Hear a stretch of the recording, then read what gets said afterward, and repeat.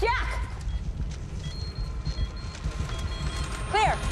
The Netflix show Virgin River is based on the books by Robin Carr. It had a bit of a slow start, but soon fans for the show were streaming in, and now it's one of the most popular shows on the streaming service. Since season 3 dropped not long ago on Netflix, fans can just not get enough news about the show and the cast. We always want to know more. If you feel like that, then you came to the right place. Here are some Virgin River on-set cast secrets nobody knows about. Warning, spoilers ahead. Please remember to hit the like button if you enjoyed this video, then subscribe to our channel and turn on the notifications. That way we can keep you up to date with anything we post. The Virgin River Resident Baker. The baker's truck is a pretty big part of Virgin River's landscape and culture. They get all of the delicious treats and baked goods there, and even Jack's bar is a regular. But secretly, there is a real-life master baker in between the cast in real life. Is it Alexandra Breckenridge that plays Melinda Moore? Could it be Annette O'Toole who plays Hope? Or could it be Tim Matheson that plays Doc? The answer might surprise you, because it might be the most unlikely person on set, not someone that you would expect